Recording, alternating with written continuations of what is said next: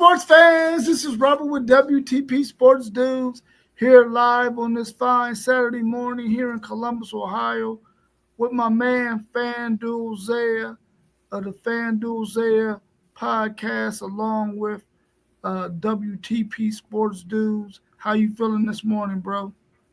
Man, I'm good, man. It's a beautiful Saturday. Can't wait to get into this college football action that we about to speak about. And we back with another banger. Back with another banger. Thanks everybody for tuning in for our Saturday morning show. What's happening? College football. Let's get into it here in a minute before we uh, holler at our sponsors and thank them for doing what they do for us. Our man Super Cat Nano 2820, his music on YouTube is fire. Go check him out. If you ever need him to produce any music for you, just contact him. He can do that for you at a reasonable price. Also, we got our man Kevin Bird and his wife. They got KT's Good Eats LLC, where they cater food to any event that you want food catered to. Their stuff is banging. You can find them on Instagram at Kevin J Bird. That's Bird spelled BYRD. Hit them up on Instagram. Check out their photos. They have some really, really good food. Also, his sister owns Social Nutrition, Sips and Good Conversation, where you can get your protein shakes along with your energy teas. She's at 3136 South Hamilton Road. Go check her out. She has some really, really good product there. Go check her out. And we also got our young man, the Chief. He has his own apparel line. That's the Chief. That's DECHIEF .5991. You can find him on Instagram and on TikTok. Go check out some of his merchandise. You can get some authentic pieces if you like. Just hit him up and he can take care of you.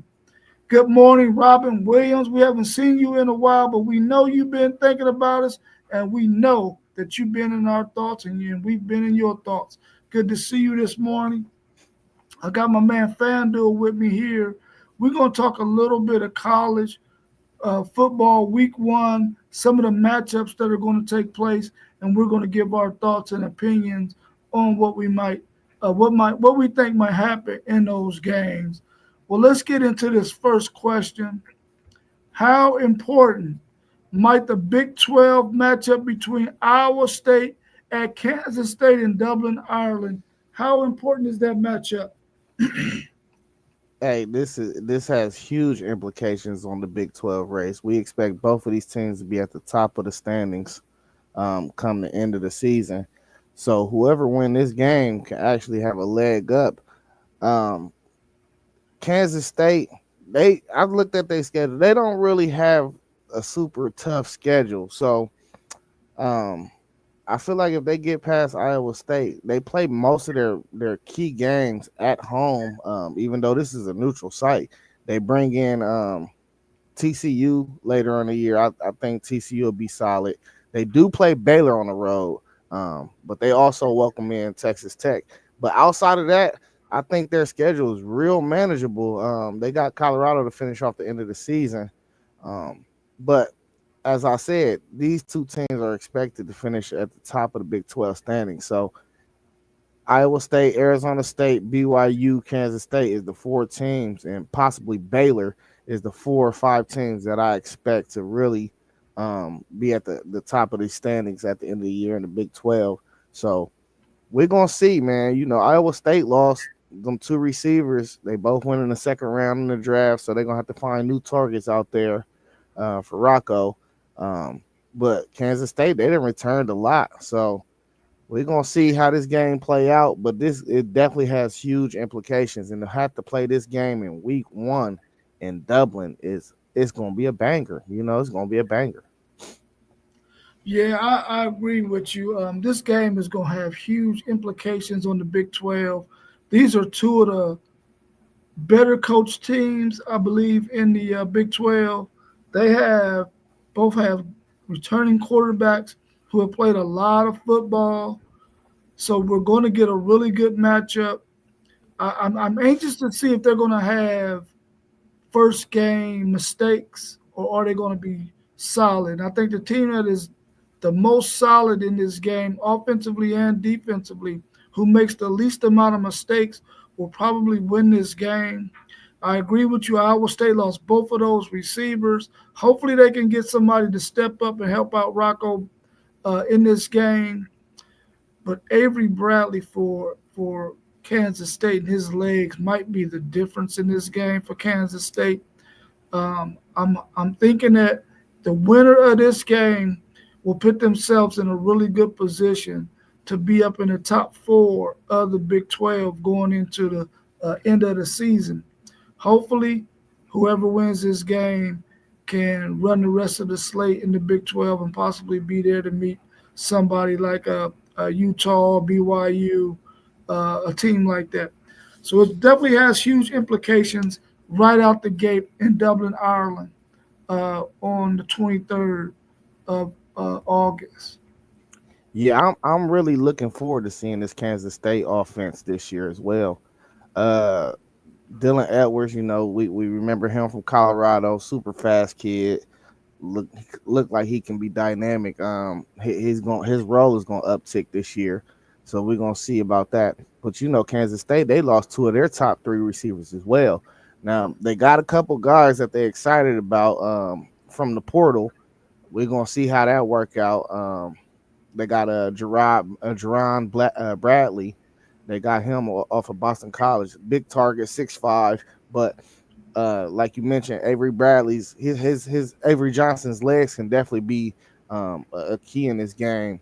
But I think pairing that with Dylan Edwards and the speed that you're gonna see from that backfield, man, they could definitely open it up. But it's definitely gonna be a good one.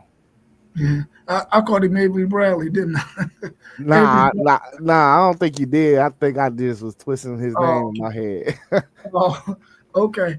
Let me ask you this. If you were a wide receiver in the portal and you had to choose between Iowa State and Kansas State, which destination would you choose?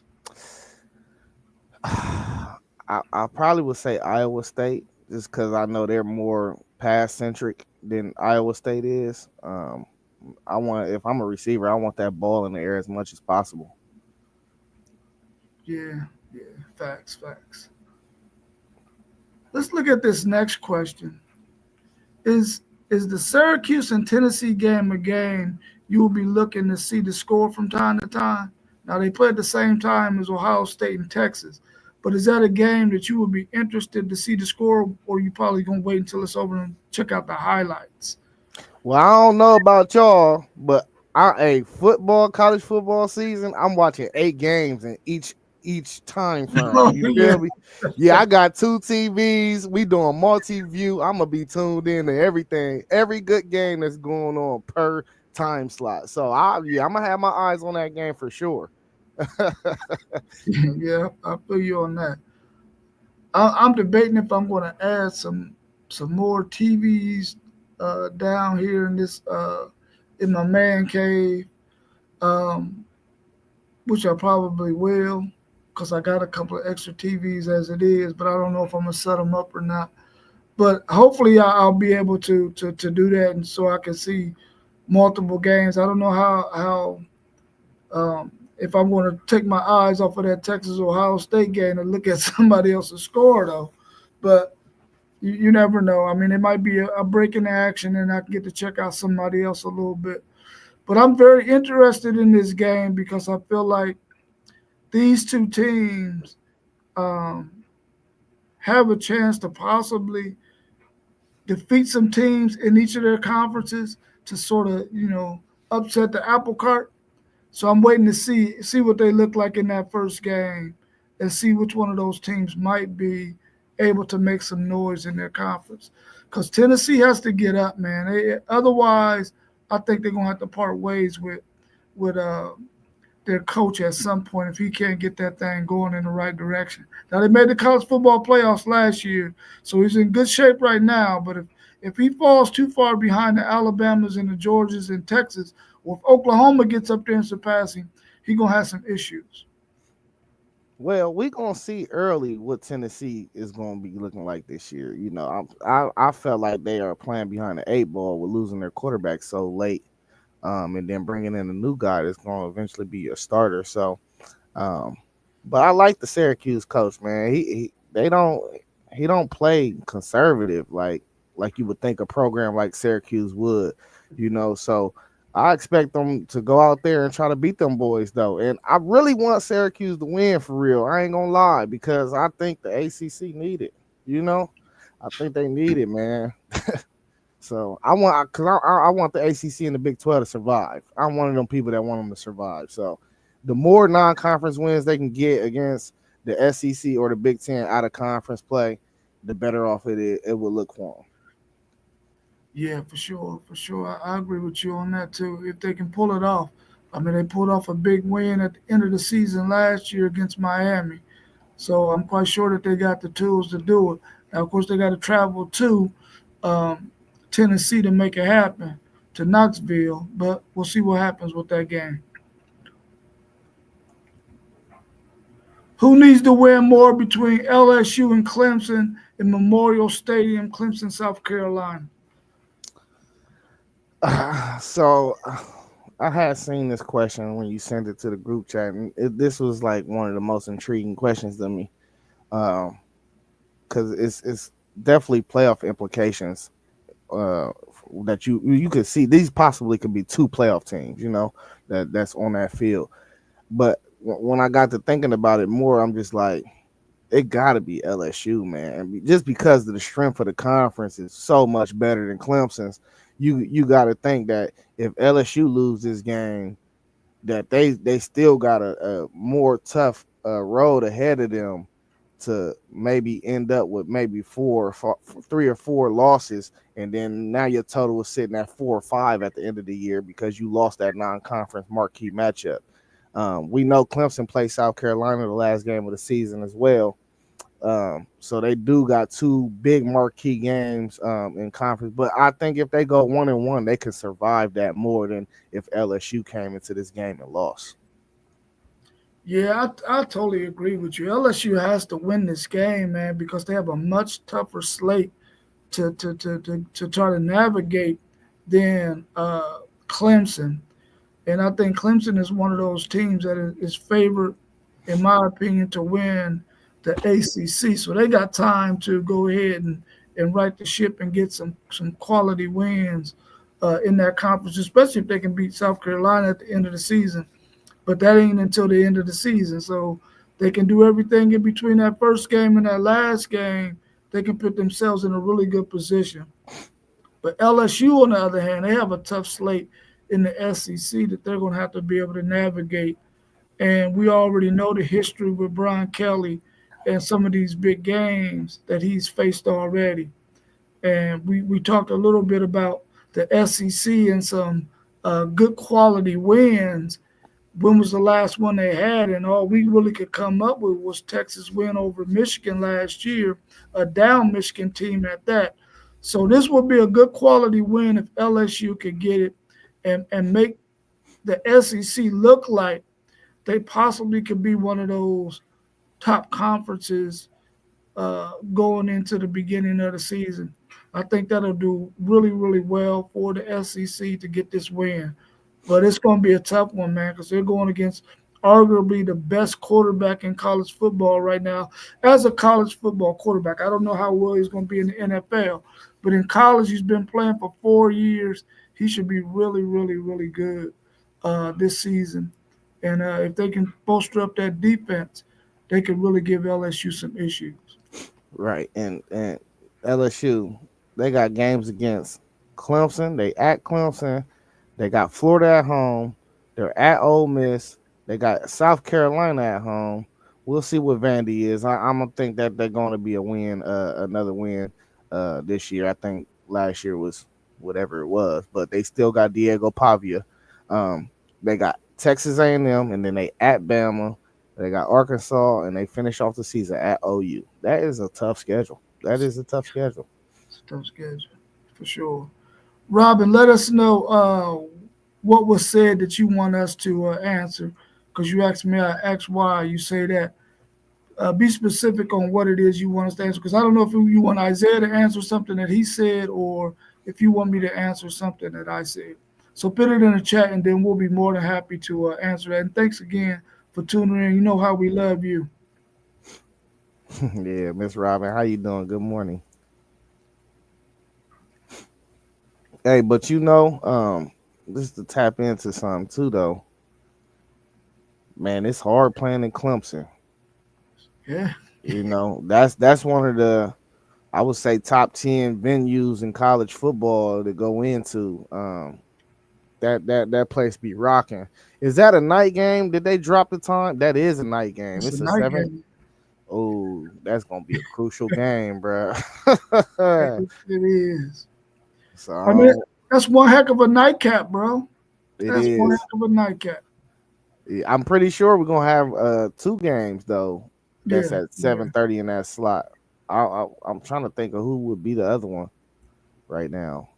Um, I damn, I thought I remembered. I think it's another SEC team though, if I'm not Oh, mistaken. because what's the name? Alabama and Florida State, they play at 3:30 though, right? Yeah, I believe so. Yeah, I could be thinking about the next day though. yeah. It might be the next day, or even Monday. What are you looking to see in this Alabama at Florida State game?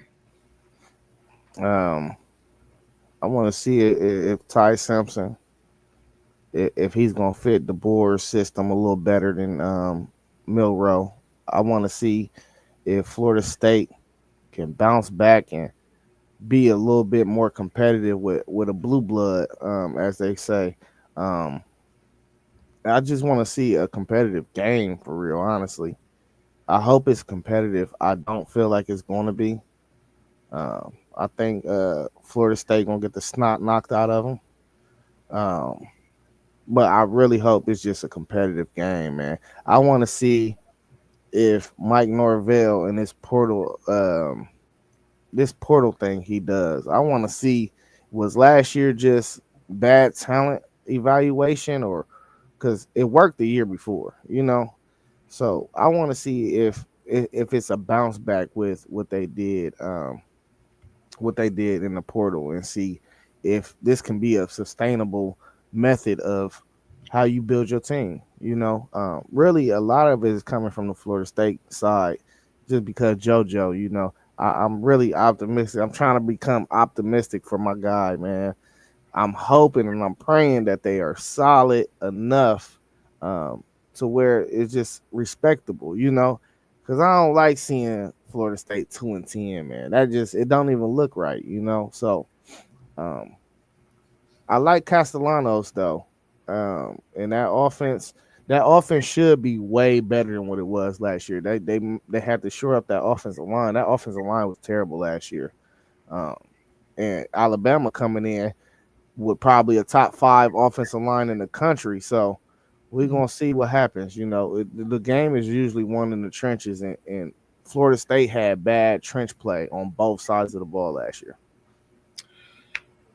Yeah, this first freaking game of the season, man. This slate for the SEC is kind of like, if Florida State can give Alabama a good game, looks like a pretty tough slate, man. You got some really good contests against some really good opponents. If Florida State can live up to the building, um, I'm looking to see if they could be competitive in this game. I don't necessarily need them to win it. I just need them to be competitive. They can't get blown out in this game, man. They gotta make sure that they play well enough that these players on this team have confidence that they could compete week in and week out. And it starts in this very first game against Alabama. If they can do that, then I think they can build their confidence and be ready to make some things happen. They got a quarterback that has played quite a bit of college football, so he shouldn't be rattled by anything that he sees from Alabama. And you said something that I thought was very key. Is what Norvell is doing with this portal, is it sustainable? because you like the Ohio State Buckeyes and I like the Texas Longhorns. So we are going to get some guys out of the portal based on need. We're not going to get guys in the portal um, as if we got to fill our roster up because both of those teams, Ohio State and Texas, they believe in getting guys in recruiting, getting guys in their system that can be in their system 2 and 3 years, ready to play when their time comes. And we just get a few guys here and there in the portal. I think that it's not sustainable to keep getting all these new guys in the portal if you don't have a strong recruiting class. You got to have a strong recruiting class in order for it to be sustainable. And I don't. I'm waiting to see that too. Is it sustainable? But I would think that it's not. But I could be wrong. Yeah, man. Listen, I will never believe it because it's a culture thing. Uh, Yeah, it's yeah. hard to keep your culture intact when you're just going to get outside guys. You got to get guys that fit your program. I totally agree. I totally agree. And I think that's why we had this conversation about the Ohio State and Texas game. We're going to talk about that here in this next question. But we both know that we got guys who have been in our system for enough time. It's just now it's their time to play. So it ain't like these guys are just freshmen, new, and they don't know the system yet. These are guys who have been in our systems for a while, so we know that these guys are going to be ready to play. Facts. So Texas travels to the shoe to play the defending national champions, the Ohio State Buckeyes. Will this game be decided by whose quarterback plays the best or whose defense answers the call? I'm thinking neither actually. I think actually this game is going to be one of whichever team can run the ball the best. Yeah, Mhm. whoever can run the ball the best will have the upper hand because we can say Arch started 2 games, but he started 2 games last year against Cupcake Central, so he ain't played into and he got a little bit of action in that playoff game, but he hasn't played a full start in the environment that it's going to be at Ohio at the Horseshoe at Ohio Stadium.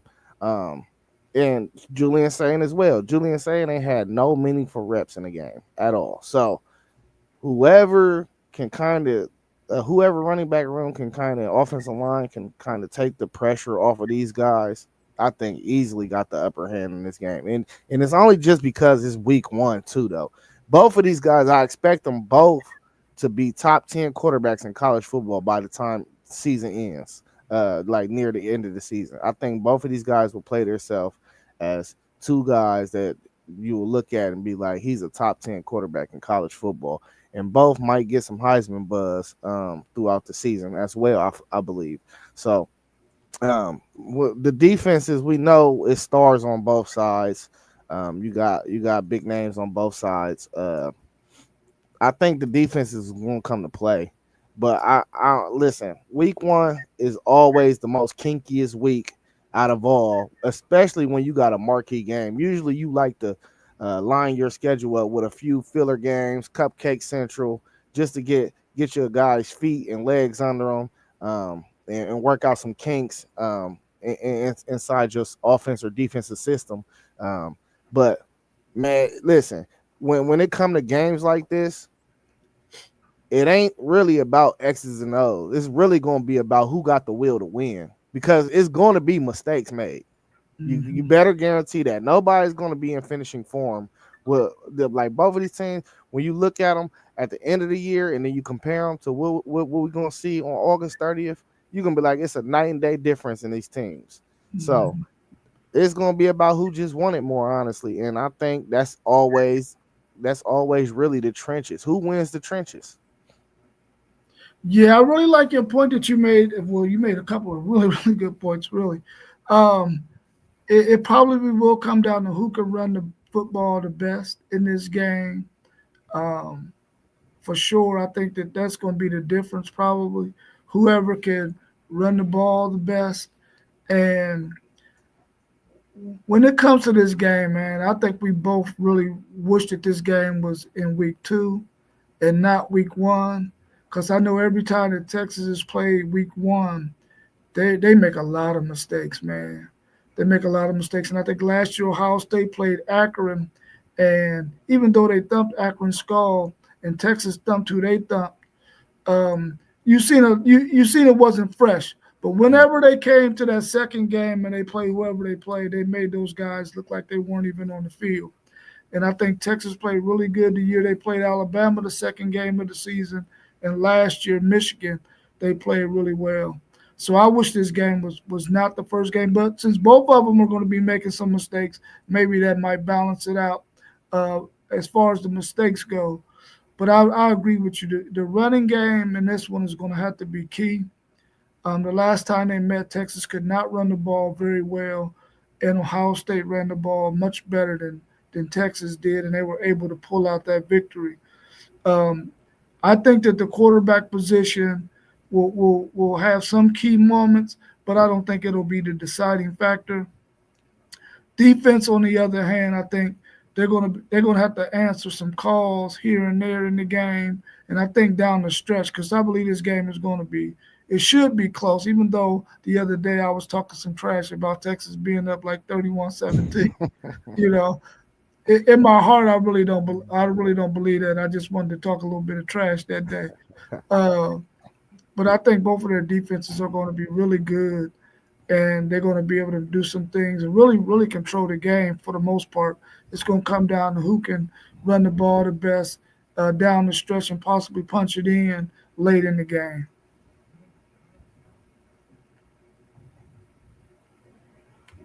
Agree. Virginia Tech and South Carolina at South Carolina. Old Beamer's Hokies versus his son's Gamecocks. Who you got and why? Man, outside of Ohio State and Texas, this is my favorite matchup of the week. Um, I kind of got South Carolina on upset alert in this game. Not saying that Virginia Tech is going to do it, but I like Hiram Drones. I want to see if he's going to make that next step. Um, and this is one of the more interesting quarterback matchups too, as well. On the slate that I seen um, with Lenore Sellers as well. Um, we like South Carolina shouldn't lose this game, but if they do, I think this could be a game that helps. Um, well, not helps, but hurts them in the long run, and maybe they fall out of playoff berth, playoff out of the playoff picture. Just because I know for a fact they're not going unscathed through the SEC, and by the end of the year, you losing to a ACC team, Virginia Tech, that's probably not going to finish in the top three of that conference, but they'll be on the upper echelon, I believe. But I just don't think they'll be in the top three. That could look real crazy to the committee. I think the committee is going to also take into the fact of strength of schedule and who you lose to a little more heavy this year, just because of the reseeding or the regular seeding process that we're going through this year. So, but I do think this is a very interesting game, just to say the least. Yeah, I got to go back to what I said earlier about the SEC on this first week. They got some really, really good games that they're facing some really, really good opponents, man. And I think this is just another one where you got South Carolina, Virginia Tech, a Virginia Tech team that I think is going to be much better than what they started the season last year. And I think they're going to be a much better team overall. And I think this is a good test for South Carolina and Lenore Sellers at the beginning of the season. A good contest for him to get his feet wet, to see what he's looking like this year. And I think that this could be a really, really good matchup. If I had to pick a team to win it, I would say it would be South Carolina because I feel like they just got more options than Virginia Tech does, and it's at home. And I think that's Sellers' kid, man.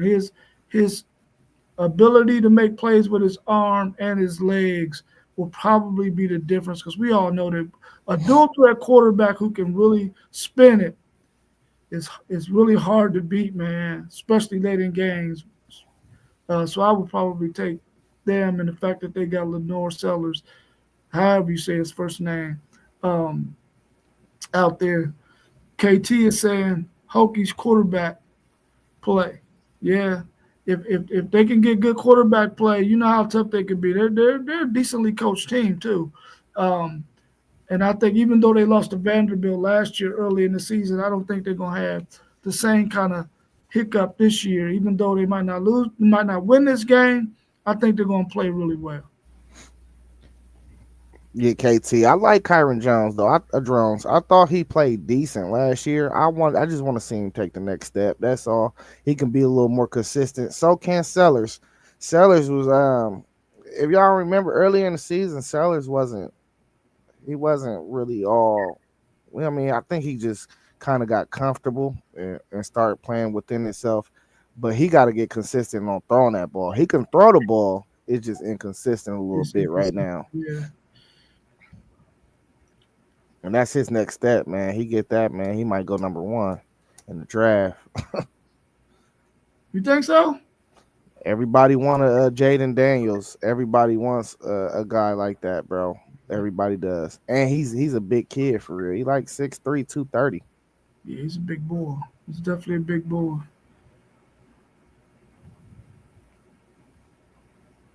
Notre Dame travels to Miami to face the Hurricanes. How do you see this game going, and what are each team's keys to victory?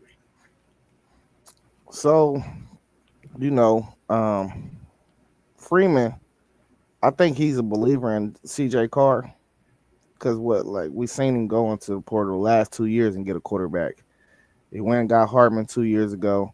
Last year he went and got Riley, who both of these guys were quarterbacks, top quarterbacks in the portal. So it kind of gives me that he's comfortable with the QB room that he has over there. And that what was Notre Dame's Achilles heel last year? They just couldn't throw the ball. And we seen glimpses of CJ Carr just slinging that thing, that they say that's Lloyd Carr's something. What is he? He's kin to Lloyd Carr's grandson or something. So he comes from a football family. I'm pretty sure he has a nice IQ on him. But man, they going to Miami at 7:30. So when I'm looking at it, I'm thinking like, all right, who am I going to take in this game? And it's going to come down to one guy, Carson Beck. In big games, he throw interceptions, more likely than not. So if he throw interceptions, easily Notre Dame. But if he could take care of the football, I just don't see how Notre Dame will go into Miami in a night game. That place is going to be rocking, and they get out of there with a win. I do think Notre Dame has the advantage in the trenches, but we done seen what type of system this Miami team like to run. They like to sling that ball around and put up points, So is Notre Dame going to have enough offense, and is their defense going to be able to slow down Miami enough to win this game? That's the main question. But as of right now, if I got to pick a team to win this game, I'm going with Miami. You got to protect your home field. 7:30 at night, under the lights. Game 1, you got a brand new quarterback. Listen, it's time to show up, ACC. This can go on y'all's resume to why y'all deserve new bids. I'm rooting for y'all. Man, Carson Beck has got to play. He has got to silence the critics, bro. He has got to play really, really well in this game. Facts. Right off the bat, going against a really good Notre Dame defense. To me, I think he has to be the key for them, because if he plays like he played at times at Georgia last year, I mean, in the SEC play, he had 12 touchdowns to 12 interceptions. You can't go 1-1. You want that thing to be more like a 4-1 ratio. He has to play well. I don't know how well his arm is going to be. I know that he is throwing the ball right now.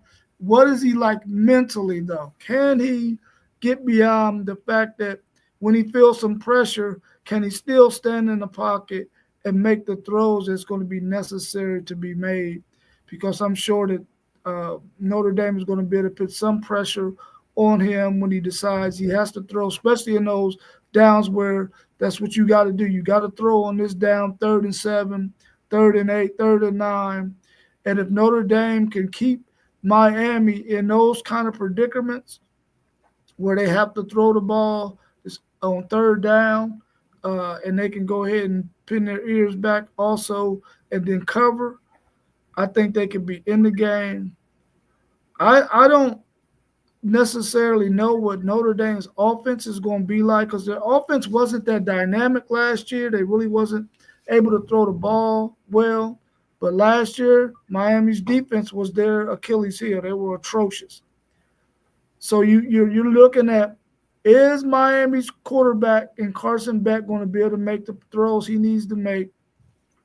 And will Miami's defense be able to slow down an offense that's really not that dynamic? They're not going to do anything that is wide open. They're going to do a lot of running and a lot of short throws. They're not going to do a lot of throwing the ball down the field. Maybe they will with this new quarterback, but I have yet to see that. So we're going to have to wait and see. But I think Miami can win this game at home as long as Carson Beck plays well. Well, Notre Dame, they gonna have them two running backs again, so we Yeah, know they should be able to run the ball. They lost a couple of guys up front, but a lot of them offensive linemen that they got seen a lot of meaningful reps last year. So I expect that offensive line to be really well.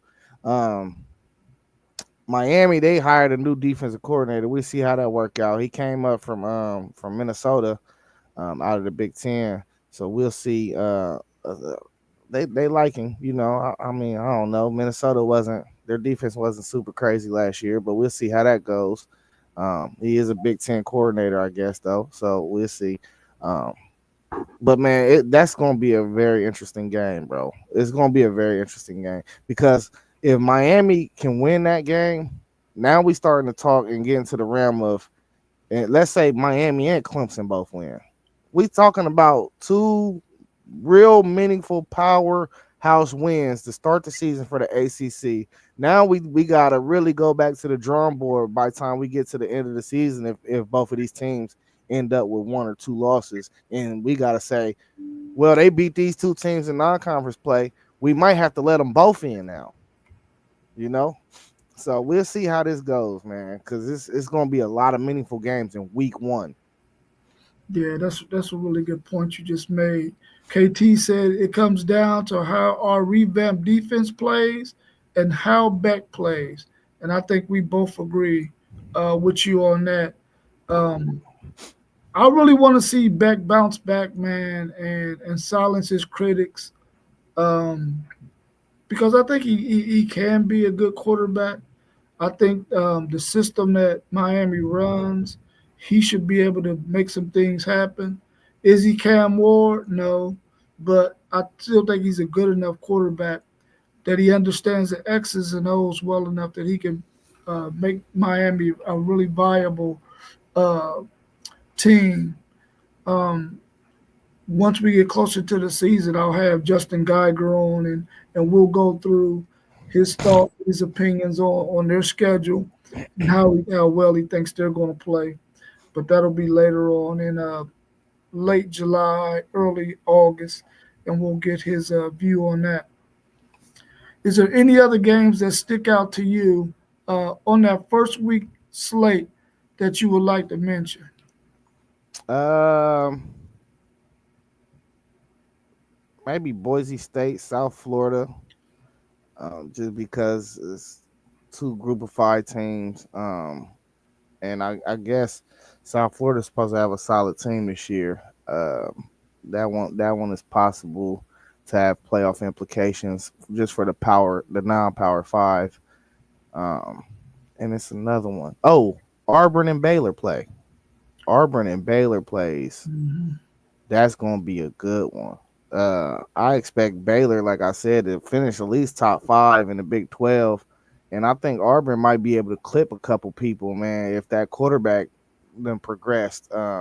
Arnold, if he done progressed into what he was, something better than what he was last year. I think Auburn got a lot of talent on that team, man. They might be able to clip somebody. So I'm really interested to see both of them teams and how they look right now.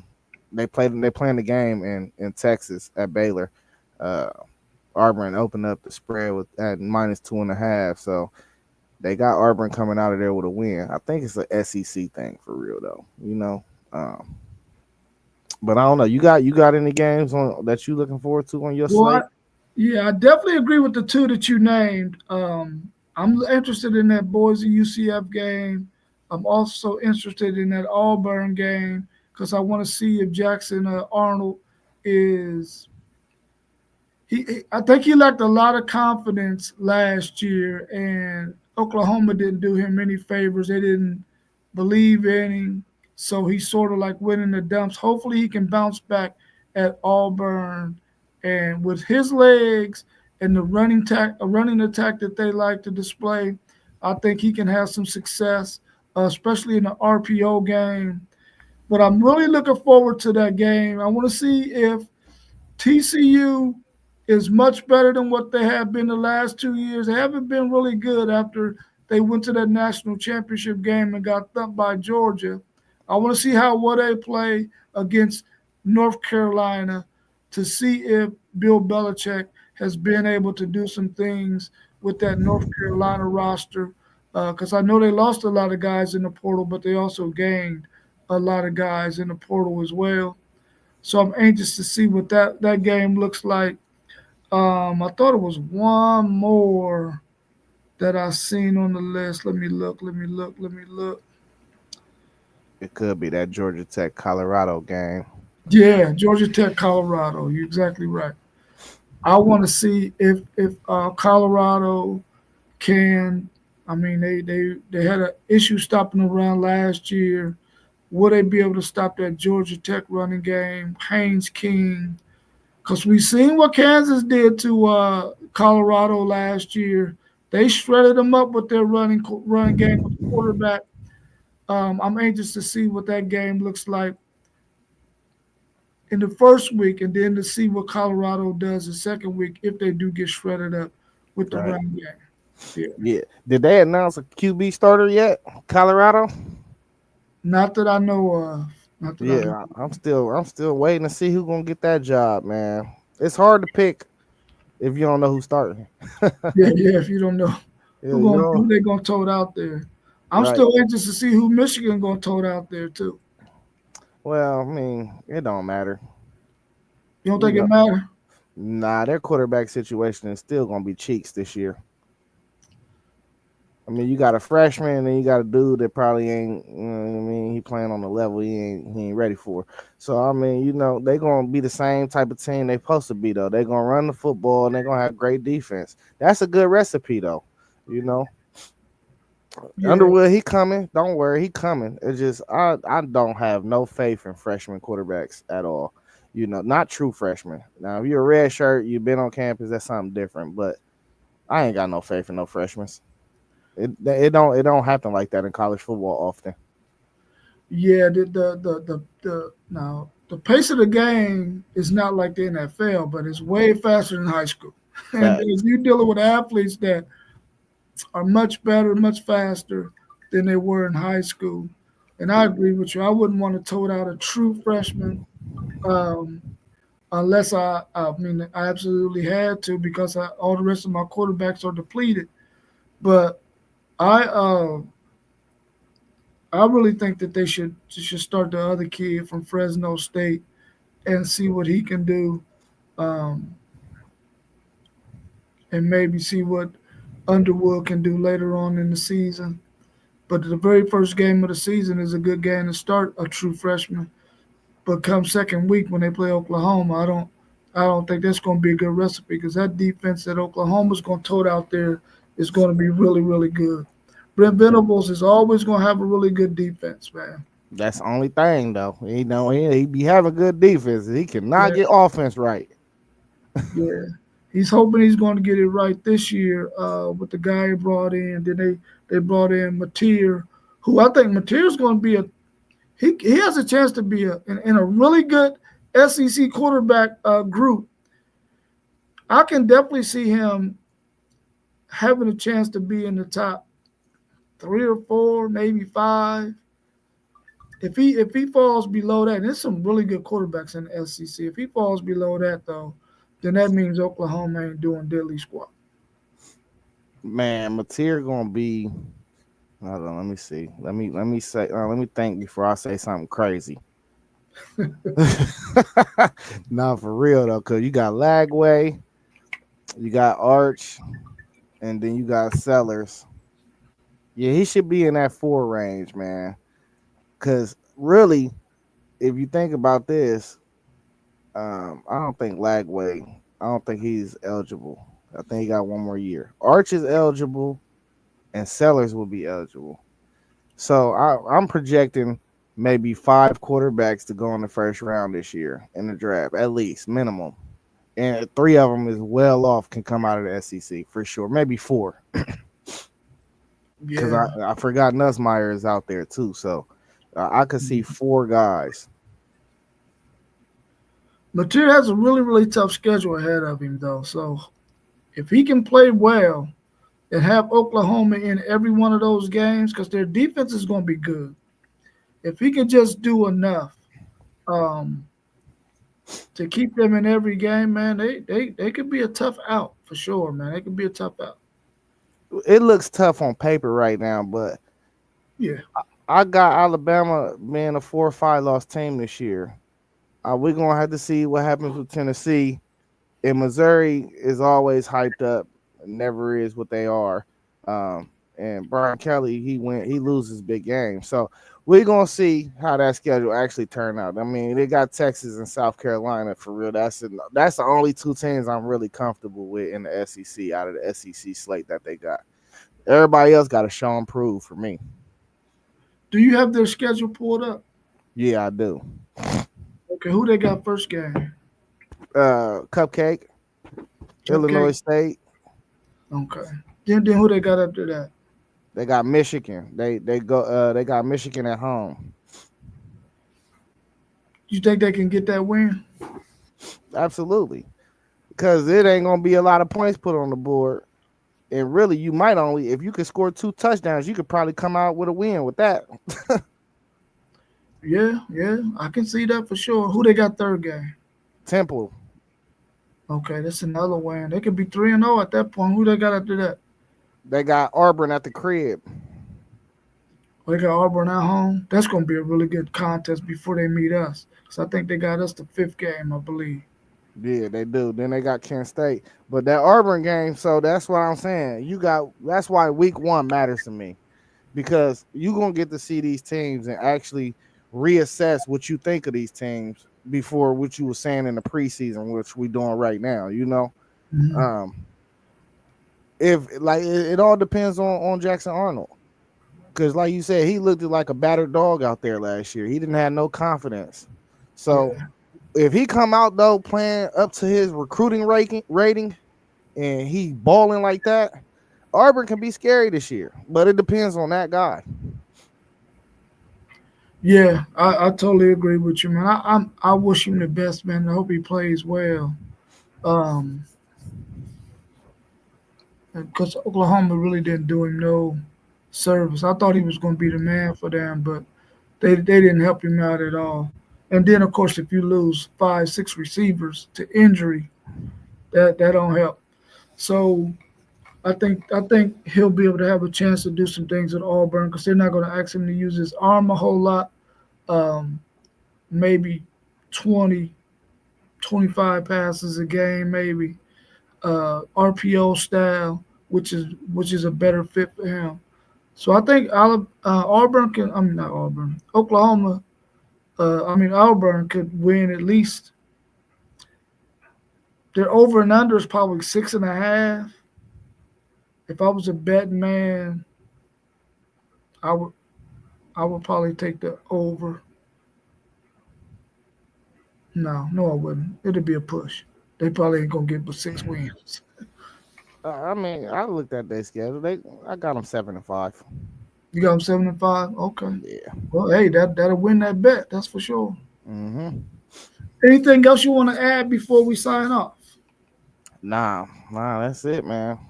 We talked about all week one, man. I can't wait. What we down to 13 weeks? 13 weeks, man. Less than what? 90 days? 95 days? Yeah. Let's Robert, listen, I'm go. only giving Texas credit for anything. Everybody else, they're gonna have to get a little side eye, a little stiff arm, a little hold up, all that. Only Texas gets much love from me. Everybody else might get a little taste here and there, but for the most part, they ain't getting a whole lot. Only Texas. If As it that should be. if that ain't one of the most humorous things y'all done heard, man, Well, let me know. I've learned from the two best homers that I know. Mm-hmm. The guy on the screen with me and that other guy, T1, somebody else. Those dudes. Parlay Poe said Underwood. That's who you would go with, Parlay Poe, Underwood to start the season. Especially that first game. It's a cupcake game. That'll be a good chance to give him a good contest. He said he's the best quarterback in the Big Ten. No, he didn't. Oh, yes, he did say that. That is laughable, man. When it's all said and done, he probably will be. But to start out the gate, probably not. Man, he ain't never gonna be the best quarterback in the Big Ten. You don't think so? He'll be up there though, in maybe a year or two. I don't know about him. He don't smile that much, but I'll definitely be smiling around him. I do that all the time. But that guy over there, he might not be smiling now. He probably got to go to work. All I do is smile. I do gotta go to work later though. All right, well, if we ain't got no more questions in the chat, man, we're going to get up out of here because I think I done exhausted all the questions I have for this episode. We'll be back tomorrow morning at 9 a.m. We'll be talking a variety of college sports, NFL, NBA, WNBA. We'll have a slate of questions in all those different arenas. So hopefully you can tune in tomorrow at 9 a.m. for another banger. All right, bro. So I'll catch up with you a little bit later on. I'll probably hit you up in the chat. All right. All right. Peace. Peace.